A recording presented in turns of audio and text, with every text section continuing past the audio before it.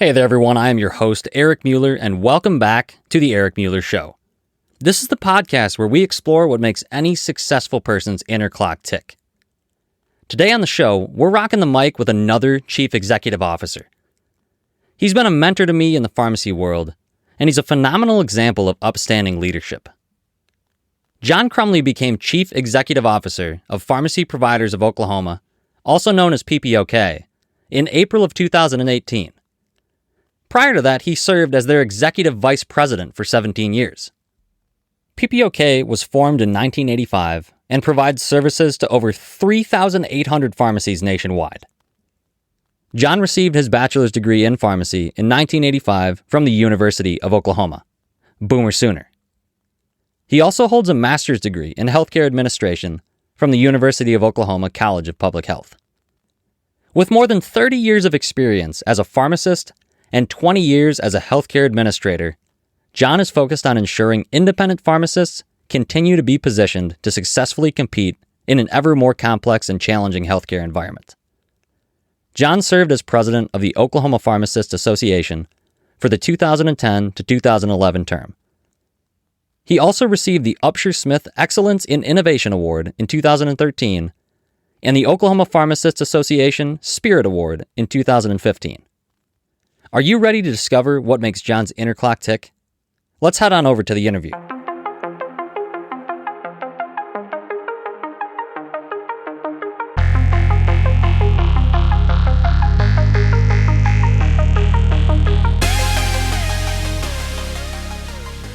So welcome back, ladies and gentlemen, to the Eric Mueller Show, podcast where we explore what makes any successful person's inner clock tick. Today, we're lucky to have another CEO on the show. We have John Crumly, CEO of Pharmacy Providers of Oklahoma. John is a big Sooner fan, and I'm really happy to have him on here as I am an alumnus of School of Pharmacy at Oklahoma. John, welcome to the show, sir. Well, Eric, very great to be with you, and look forward to our conversation today. And go Sooners! That's right, preseason number 1. Let's do it. So John, you're the CEO of Pharmacy Providers of Oklahoma. Would you care to share just a little bit about what PPOk is, what you do at Pharmacy Providers of Oklahoma? Absolutely, yeah. There's no 2 days that are probably the same. PPOk is a very complex company with a range of subsidiaries underneath it. So we have a PSAO, which is a Pharmacy Services Administrative Organization. So think of that as the corporate office for all of our member independent pharmacies out there. And, that's kind of how we got our beginning way back in the mid 80s. But our business model has evolved. And so anything that's good for independent pharmacy, we're going to take a look at. After the PSAO, the next company that we can talk about is RxLink. It's a telecommunications company. People often call it a switch, and that's where we're running the prescription claim traffic between the pharmacy and the payer and back. And we capture that claims information, and then we can use that to develop other products and services to help independent pharmacy. And then finally, we have a pharmacy benefit management company, and it's called MaxCare, and a lot of people might wonder what in the world do a bunch of independent pharmacists have a PBM for, and because PBMs are pretty tough on independent pharmacy in the marketplace today. The kind of take it or leave it contracts, and very, very difficult in this space with the leverage that the large PBMs have. They control almost 90% of the market, and so we negotiate hard and try to get competitive rates and a lot of other aspects in the language that are protective for independent pharmacists. But it is a big challenge. So those are the things we do. MaxCare is what we would say a market alternative, really. I kind of tell the staff MaxCare needs to be the poster child for doing PBM right, to show the market that a PBM can do things transparently and can charge fair administrative fees and not spread price and share rebates with the clients and stuff like that. So that's why we have MaxCare, Eric. Yeah, thanks for sharing that, John. And diving a little more deeply into your background specifically. So you got your bachelor's in pharmacy, and then you went on to get a master's degree. And so I just thought it'd be interesting to share with the audience here, because traditionally now, to become a pharmacist, you go through a 4-year program and get a Doctor of Pharmacy degree, a PharmD, which is what I was awarded with. So just share a little bit of that history of how you decided to do a master's degree and how that might have prepared you for the leadership role that you currently have. Yeah, no, great question, Eric. When I graduated from pharmacy school, the PharmD degree was not available in Oklahoma. It was around the country in a few different states. And so we had a 5-year bachelor's degree back then. So you did a couple of years of prereqs and then 3 years of pharmacy school. And even when I was going to pharmacy school, I had thoughts about going on and getting my PharmD, going out of state to get that, and actually had entertained thoughts of going to medical school. But, with some personal things and needing to get on my own, I decided to go work retail pharmacy for a while. And then I thought I would go back. As it turned out, I started working retail, enjoyed working, with customers, enjoyed getting to engage with them on their over-the-counter medications at the time. So I think my passion for helping patients and doing more with my pharmacy degree was kind of stoked early. But, to answer your question, I worked for about 9 years, I guess, and felt like there was more for me out there than the actual dispensing of prescriptions. And so I'd been in management at a fairly young age for a local independent chain called My Drug. And that was good. I enjoyed running, the business aspects of it and working with the personnel. And so that was kind of a signal for me that, I liked the business side of pharmacy as well. And so about 9 years in, I had an opportunity to go to work at the University of Oklahoma College of Pharmacy doing drug utilization review. That was brand new. And so while I was there, I kind of got the bug to go back to graduate school, and I got a master's of health administration, at the OU College of Public Health back then. And it did set me up, for what we do today and running the company. Pharmacy school prepares you for a lot of things, but, the graduate program was a total different way of learning. You're always working in teams, you're problem solving, projects, things that take time. If you're a retail pharmacist, your projects really are filling those scripts, and those are very short and very volume oriented tasks. But so in my world, projects, take weeks, months, years sometimes. And so I got a lot of skill sets, everything from accounting, several accounting classes, and management, org theory, all kinds of programming that really prepared me for today. And based on the experiences you've had and the leadership experience you had early on after graduating from pharmacy school and getting your master's, what advice would you have for someone who wants to pursue an executive leadership role within an organization? Are there any tips you can share with people that are listening that have those aspirations, that want to do those types of things with their careers? Well, I think number one, you have to be patient. It takes time. It takes a lot of hard work. Certainly networking is key, getting to know people. But in my world and a lot of the things we do, understanding, prescription claims data and being able to manipulate that and glean information from that, or, to build products that solve problems, those are all, what you're preparing to do. And so having, an understanding, of prescription claims data for me was real important. Understanding Medispan and First Data Bank and how you can use those tools to take that data and transform it into information. But in general, it is gonna, you've got to find a way to differentiate yourself from everyone else out there. A lot of people have pharmacy degrees, and that's great. And, really, if you're clinical in nature and learn a lot of clinical, then you can work your way into an administrative job where you're a director and you're overseeing a staff of clinical pharmacists. So, those interpersonal skills, being able to deal with the tough days and problem solve, those are all part of it, trying to get people to work together as a team and, solve those problems as a team. So, I go back on that. Everything we did in graduate school was really very team oriented, very project oriented. And, yeah, sometimes some of your best lessons are learned when you make mistakes. And so, don't let the mistakes, don't let the short-term disappointments get you down. You just got to come back the next day and keep pushing and shoving, and that opportunity will come.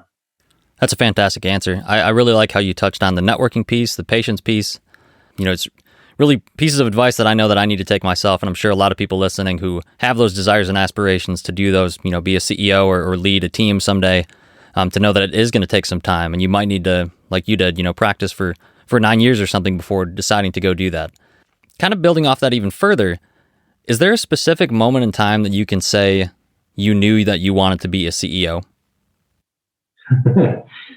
I don't know that it was a cognizant thought, but early on anyway, I was just working and advancing my career and enjoying what I was doing up through the 90s. And I had worked in academia, I had worked in state government, and so those were not realistic times for me to be thinking about being a CEO during those days. But when I got to PPOk and was really reintroduced to the business world, and I guess I've always enjoyed trying to solve problems and grow the business and make it more profitable. And so that kind of drove me. And then along the way, I realized that I can lead this company. I spent my first probably 16 years at PPOk. Started off as a clinical services director and then became a vice president of Max Care, and so was really running the day to day. So maybe as I reflect on it, when I started running the day to day for Max Care and we were successful and growing it, and it I say we because it's a team. It's never just about you. It's about the people that you surround yourself with, and if you've got a great team and they're working together, then you can be successful and everybody wins that way. But yeah, probably got the bug for it and realized there could be an opportunity when I was at Max Care and we were growing it, and people realized that, and then I had an opportunity to expand in other areas when I became the executive vice president for PPOk, and so I started getting involved in other aspects of our business. And it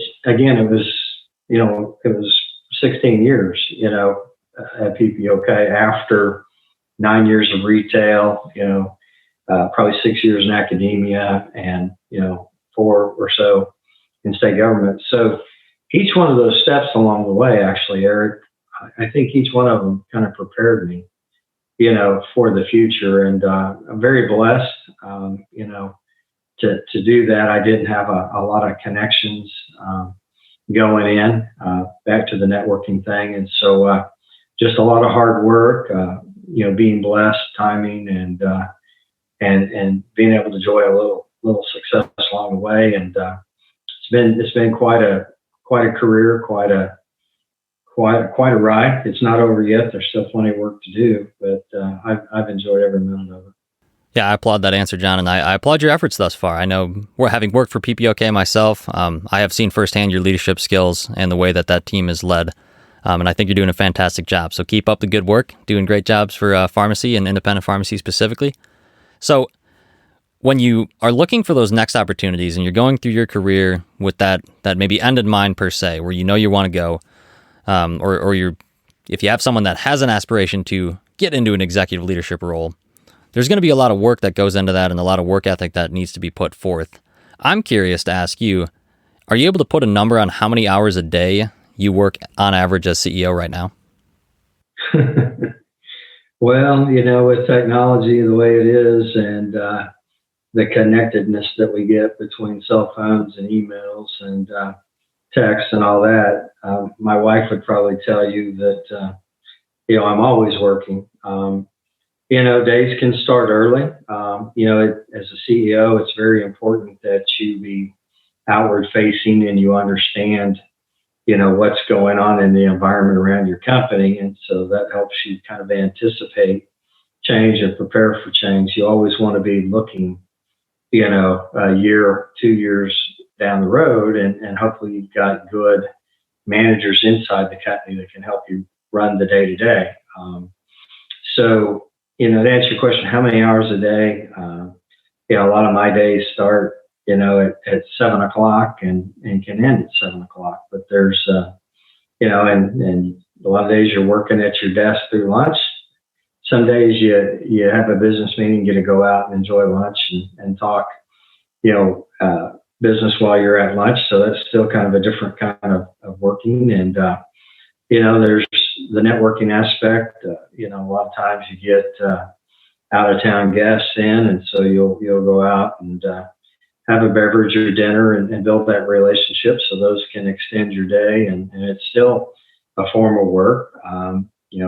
This last year with COVID has really cut business travel down a lot. So we do a lot of this, Zoom talk, audio, video, whatever.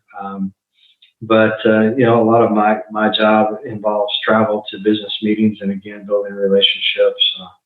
You get a lot of attention from people that want a piece of your time, and they've got a product or service that they want to introduce to you. And so you have to kind of pick those carefully and manage it along with a whole plan. So, yeah, there's not really 40-hour weeks when it gets to this. And even when you're on vacation, you can get pulled into phone calls and answering emails, and you either kind of do it a little bit along the way, or you pay for it when you get back because the email inbox is stacked full. But I will say it is important, to find that right balance. You gotta find time for family and kids and relationships, and so every now and then you got to just slow down and take it easy and recharge the batteries, or you'll burn yourself out. Yeah, and everybody listening, I think you'll notice, if you haven't listened to it already, episode 9, Greg Evans, the CEO of Merchants Bank, a lot of his answers tie into what John's saying here. So you're on the clock really 24/7 if you're a CEO is what Greg was saying. So that kind of ties in. And also he went on to say if he's on the golf course or something in a local, Winona course, he's representing the company. Whether or not he's wearing Merchants Bank apparel, people know him as the CEO. So I'm sure you have experienced similar type things when you're out to dinner, when you're networking with other people. You are representing the company even when you're not on the clock. Yeah, that's true. And sometimes I kind of talk about it like being in a fishbowl, and sure. And so you're in that fishbowl, and there's always somebody looking. So it's best that you're conducting yourself appropriately, so that anybody watching would be proud of how you represented them. And my parents always said that the way you talk in public, the way you act in public, you just can imagine what the story would look like if it was on the front page of the paper, and so you want to be proud of what that news story might say on that front page. Yeah, touching on integrity, keeping that making sure that you don't lose yourself when you get into that place of power, let's say, and making sure that you remain humble. And how has being a CEO impacted your family life? You touched on it a little bit with, maybe you'll get pulled into a call on vacation, or you might have to work, 7 to 7, but do you have any strategies for how to avoid that too, or how to mitigate some of that work-life balance? Well, you just have to be very methodical and very organized and multitasking. I think, when it comes to your wife or kids, if they come by and you're working late, you really need to stop a moment, spend that few moments answering their question, helping them with their homework or whatever, but take that break. It doesn't have to be a marathon, where you don't stop the whole way through. You can take breaks along the way, and you got to find that time. Kids grow up so fast and so forth. So, you just got to find time and find that balance if you're going to have a happy, healthy, balanced life. It is a challenge. You're never bored. But you got to find that time for family. You got to find that time for yourself. Like I said, that downtime, otherwise you wear out, and then, your performance is not, what it would be if you were at full capacity, so to speak. So, it's a balancing act. I believe it. And as you're chasing success and as you're, trying to improve the happiness in other pharmacists and the work-life balance that other pharmacists have in the state of Oklahoma and beyond, I really want to ask you the core question of my show. So I set out with this show to explore what makes any successful person's inner clock tick. Do you, John, have one single driving force that keeps your inner clock ticking towards success? Wow, that's a great question, Eric. Probably should have read that in the pre-notes a little bit and thought about that one. I am driven. Obviously, some people talk about a fear of failure. I don't really look at it as a fear of failure, but I am driven. I'm a competitor. I like winning. I like, being successful.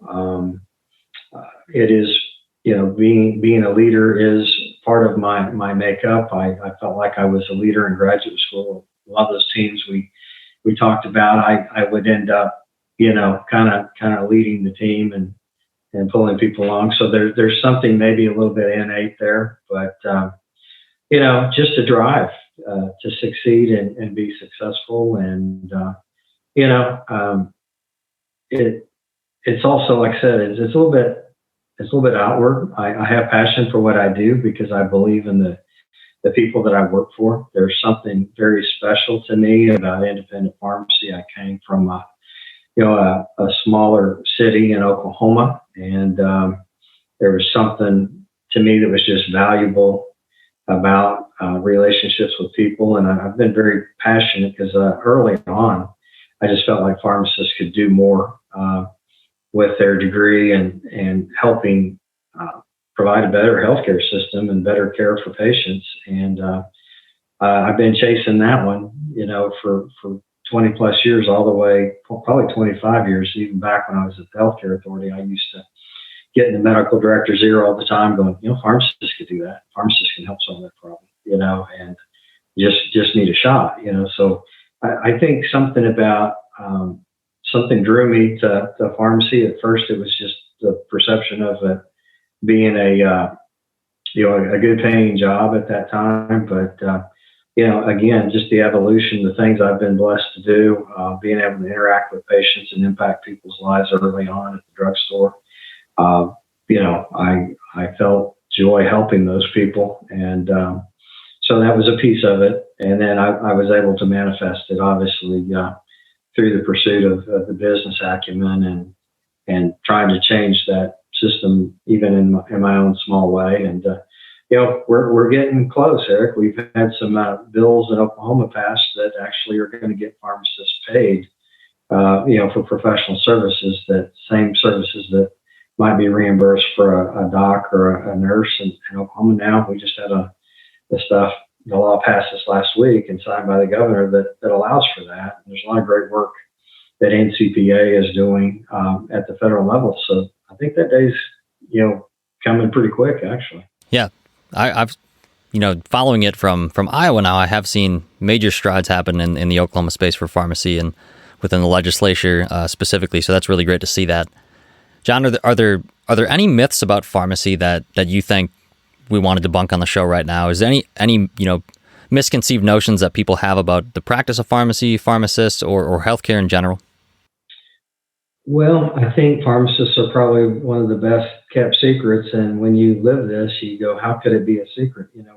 We're telling people all the time, but I think a pharmacist that is comfortable and their training and given the opportunity, to interact with patients. There's certainly a need out there. There is a huge gap in the delivery of care. The healthcare system is fragmented. Docs are stretched pretty good. Nurses are stretched pretty good. And so there is a place for the pharmacist in there. And so, you ask, is there myths or misperceptions? Yeah, we can do a lot more than, what they were calling when I was in pre-pharmacy, lick, stick, count, and pour. We can do a lot more than that.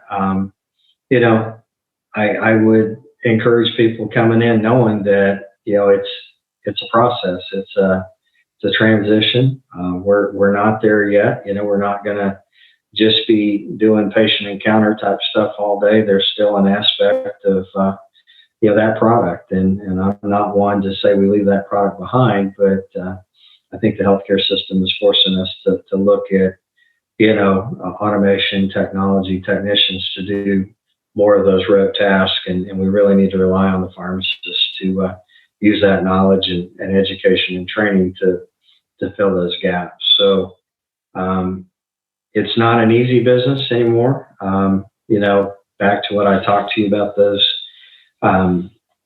big PBMs that run it, you can make money still today, but you have to be creative. You have to work hard. You got to find your niches, and you got to run the business lean. But there are a lot of young pharmacists that are getting into the profession and are buying pharmacies still today. And so, when I was in pharmacy school, people thought independent pharmacy would go away and be taken over by the chains. But I would say that, independent pharmacy is recreating itself. And there's a lot of bright, young, entrepreneurial type people that are going to find those ways to provide care for patients and still, run a good business. But it is, anything worth doing, is challenging most of the time. And so you just have to prepare yourself for meeting those challenges head on and knowing that, there'll be a lot of good days, but there'll be a lot of tough days in there as well. You just got to work through them day by day. Yeah. And I think a lot of people in the nation and in the world really have seen the impact that pharmacists can have with the COVID-19 pandemic. I know I've seen PPOk had a vaccine clinic that you guys did, vaccinated quite a few individuals there, and then, of course, got them back for their second doses. The next thing I want to ask, you can kind of draw it from the COVID-19 pandemic if you want to, but if you have an example from earlier on, feel free to speak on that too. But what would you say is the greatest challenge that you've encountered, whether it's been with PPOk or at any point in your career? The greatest challenge, I think whether it's being able to react to change in its simplest form. So whether it's COVID or whether it's, trying to get legislation passed and sometimes it's a step forward and then two steps back, you get the House and the Senate to approve unanimously. And then, you have the governor veto the bill. And so now you're back again. And, we had a key bill that we experienced that this year. And so now there's a lot of work going on to get that veto overridden. So, legislative challenges, market challenges, that's the thing about healthcare and pharmacy in particular is it's constantly changing. So, if you don't like change, that's the one thing I can tell you. You should probably stay away from pharmacy because, there's constant introductions of technology, a lot of new drugs, a lot of players in the space that are trying to get their piece of the pie, so to speak. And so it's a challenge, on a daily basis, Eric. Yeah, and we need individuals, like you mentioned earlier, to be entrepreneurial and to think of what are some better solutions to current problems, or how can we find, a niche in the marketplace to bring about, better care for patients. So I'm curious to ask you, John, do you believe there's a successful pattern or formula for someone who wants to be entrepreneurial? You hear of, the 7 habits of highly successful people and things like that, but your personal take on that, do you think there's some success pattern? Yeah, I probably don't want to repeat myself too much, but obviously, learning, never stop learning, always keep looking to broaden your knowledge, gain those experiences of past mistakes. Uh, you're good at this yourself, Eric, but networking, don't be shy and think that, oh, that person won't talk to me. Just walk right up like Eric Mueller would do and say, hello, my name's Eric Mueller. And I hear you're John Crumly and you're CEO of PPOk, and just strike up a conversation. That was very refreshing to have you do that. And that's a great example of what any young person should do, because those CEOs, they put their pants on one leg at a time, just like everybody else. And if they're good CEOs and they recognize young people that are willing to come up and do that, then that's what you got to do. You got to give back a little bit and give a little bit of your time, and because we all had help getting where we're at, and so yeah, education, learning, networking, and of course, not to be redundant, but work some more and keep a good positive attitude, keep the eye on the prize, set those goals, and chip away at that big target, and you do it a little bit at a time, and you'll get there. Really appreciate those kind words, John, and I think it's just serves as a testament to anybody listening that you shouldn't be afraid of failure either. I could have just as easily approached you and you said, hey, I appreciate you coming up here, but I don't have the time to meet for lunch, or there might not be anything that we can do opportunities wise while you're a student. But the worst that they could say is no. So it's not like you're going to get kicked out of pharmacy school if you go do those types of things, or whatever school or whatever career path you might be in. But yeah, John, I really appreciate you being on the show.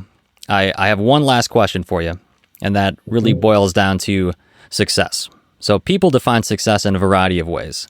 If you ask 100 people that question of what is success, you'll probably get 100 different answers. And I've asked a few people this question so far, and so far I've gotten a different answer each time. So I want to ask you, John, what is your definition of the word success?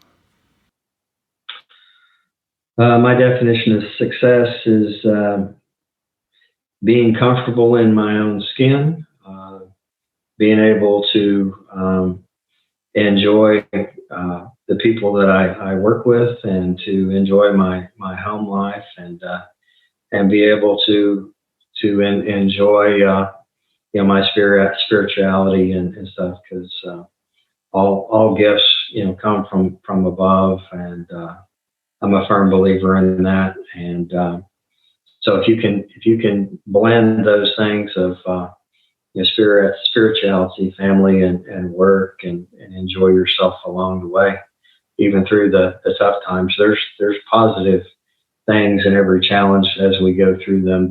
They become part of our makeup, part of our character, and it makes us better. That doesn't kill us makes us stronger, right? So that's probably my idea of success is to just enjoy that family. Every day is a gift, and so maximize it, in all that you do and all those that you touch. It's perfect. I think it really ties in, keeping your eye on the prize, like you said earlier, keeping that positive mindset, and really just not losing sight of what you're trying to achieve, and why you're doing those things that you're doing, even though when the going might get tough along the way, and it likely will get tough along the way. So yeah, it's worked pretty good so far. That's right.